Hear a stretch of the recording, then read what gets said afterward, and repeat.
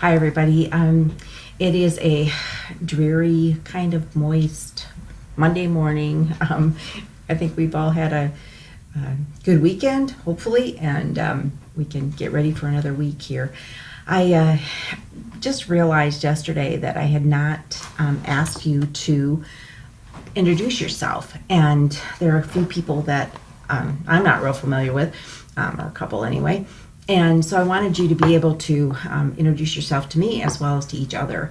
And so I already had that introductions category in the community, but I never really asked you to do that in the course schedule. So I added that yesterday for future people as well. But I would like to hear from you, just a quick, it can be text, it can be video, whatever you want. But just a quick idea about who you are and what you are hoping to get out of this class. For those of you who don't know my background, I most recently came from the University of Nebraska, where I was an instructional designer working with faculty putting their courses online. I worked with the College of Education faculty, which was wonderful because College of Education faculty generally know how to teach, and they know how to teach in the classroom. They know, and they kind of have an idea of the online setting, but a lot of them just needed some ideas and some direction. And so the thing that I found the most about those people was that they loved teaching. They had a really good rapport with their students, and they were great at communicating the concepts that they wanted to get across. And what they needed was just, how best to do that in an online setting. Most of you talked about, at least in discussion one, about going into an area of creating training or creating teaching materials that could be just digital. It could be that you'd be working with teachers or trainers who would be delivering the content face-to-face, or it could be that everything is going to be online. I think we have to be ready for whatever comes in the future.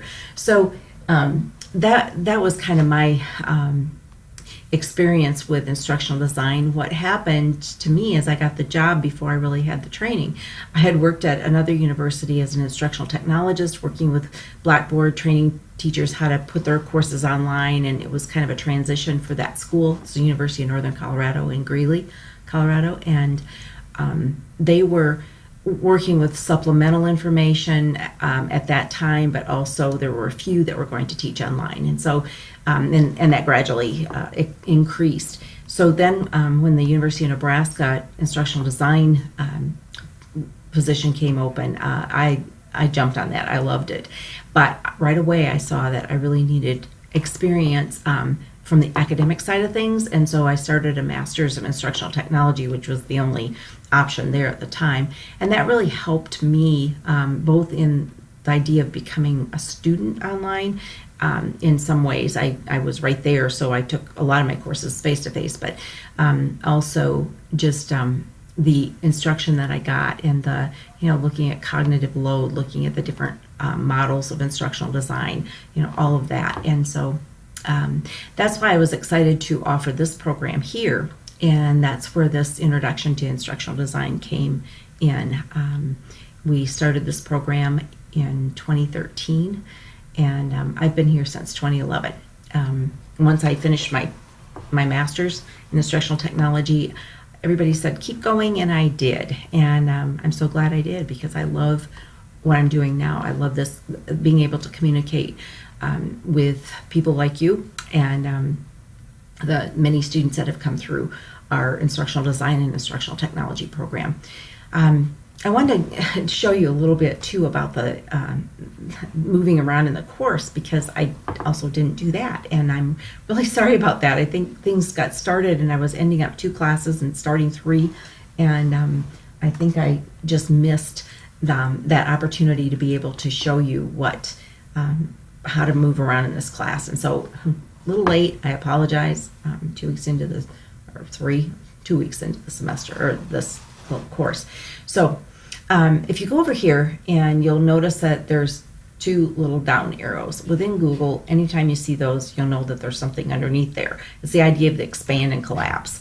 And so if you expand this About Community section, you'll see the Google site, and you can click on that and go to the Google site. If I did that, it would replace this page. And so I usually right-click on these links and then open in a new tab, because that allows me to stay in this or to move back to this really easily. And so here we are in the Google site. This is new sites, new Google sites. It's the first time I had created a course using this, and basically there's not much to it. There's this one page and that's it. In our old sites links, I had a lot more involved, and I probably will in the future, but for right now, everything you need is right here. So here's the calendar, so you can see that Monday, April 2nd, which is today, Module 2 begins, and then Monday, April 16th, Module 3 begins. So, 8-week course is just really quick. Your Google Drive folder is linked here, your Google course schedule, your syllabus, your G+ community link. So if you start here and just bookmark this, that's kind of the easiest way to do that. Either that or just go from the G+ community, because everything is posted there. Quick tip, one way to do this really fast is just to grab this little icon up here of this says secure. It's a locked site. I think you can get into it, however, and to just pull this down to your toolbar, and then you have this on your toolbar, and all you have to do is log into your Google Chrome browser, and it's right here on the toolbar. I like that. You can also organize them by folders. So a lot of times I'll put my courses in folders, and when I click on it, I can find whichever course I want. These are the 3 courses I'm teaching right now. I keep them out because it's fast access to the G+ community. The other thing you can do is you can also go in from your Gmail page or your Google Drive page just to click on this and hit whatever app you want within the G Suite area. So that's just a real quick tip. Your course schedule. I am going to take a look at that. I'll do it from this page. Right now, you just experienced spring break, and a week past it. Come on, it's bumping here. So we're in Module 2 until the 15th. So starting this morning, we are starting the module on instructional design models. And so you can take a look at some of the models here. We have a couple of assignments. I think there's 3 assignments in this module, and then several discussions. So discussion 2 is really short, but why are models important to the ID process? How will you use them in your role, or how do you use them? Some of you are designing instruction, so you can share that. Some of you just need to project and think about, okay, this is what I learned about them. What can I do to make that happen? Discussion 3 is about storyboarding and the importance of that in creating courses or creating instruction. And I gave some suggestions for how to do that. But you can use whatever, if you find a storyboard app that you want to use, that's fine. Assignment 2 talks about universal design, and this is something that I think we need to pay attention to. It's also something that I think I'm thinking about more, the use of hyperdocs for classes. And I think universal design and hyperdocs can go together really well, because that's where you embed things in the documents that allow students to go grab whatever they need right then, right from that document. And I like that idea.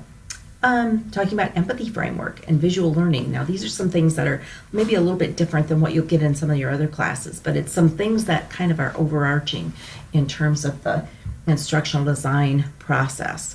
And Vanderbilt University wrote about visual thinking. I have a visual thinking Facebook page or a link to them that I'm following. Making Learning Visible is also a site that you might want to investigate. I I have their feed on Facebook, and I really like that, some of the things that they come up with. So here's some things on that. Once the 16th hits, we'll have less than a month left, and we're going to be putting all this together.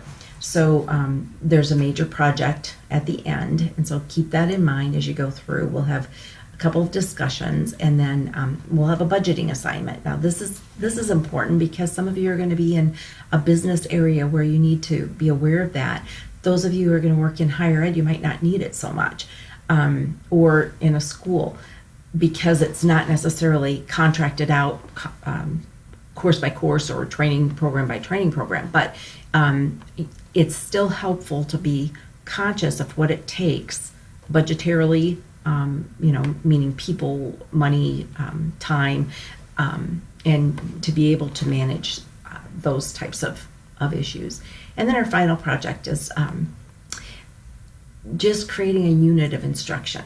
And this can be the type of instruction or training that you currently need to develop, or it can be something that you will use in your field. There are some parameters here in the assignment. Ask me if there's a question that you have. And then discussion 6 is looking back at the collaboration. And so many of you have said, I know this is a small class, so I say so many, but all of you have talked about the importance of relationship in your role or in collaborating with whoever you're working with. And I think that that's one of the things that I highlight with instructional designers is make sure that you have that rapport, that relationship with your clients, with your instructors, with whoever it is that you're designing instruction for, as well as with the students or the people who are going to benefit from that, if you can. If you can know a few of them at least, that really helps. And I know, like when I was at University of Nebraska, one of the things that happened for me is that I would get the emails about, well, how do you do this, or what does this mean, or whatever it was. And and this is in all kinds of classes. I worked with the teacher ed department. I worked with educational administration, which had several different programs, and I worked with special ed. And so I had to kind of get a feel for why we did what we did in those courses. And if it was content related, of course, I'd send them to the instructor, but for the most part, it wasn't. For the most part, it was the design or the something specific about the docs that were included or something like that. So anyway, I hope that this kind of gives you a little bit of insight into the course, and I guess my expectations for you are, even though it's a small group, to have some rich discussion. And remember that I grade for participation, meaning discussion, substantive discussion together.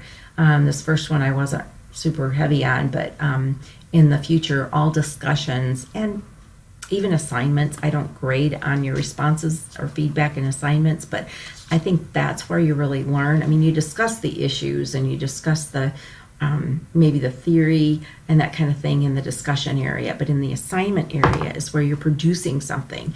And I want you to read, well, in this case, there's only a few people in the class, so I think you can read all 5 of your colleagues' postings for assignments. And so I appreciate that if you did that, because I think it'll benefit you too in the long run. For discussions, you can pick a few people to follow, and I think it was 2 or 3 that I required for this class. So I hope you enjoy the class now that we're a third of the way into it, and I really have appreciated hearing from you and reading what you've posted so far. So have a great week, and let me know if you have any questions.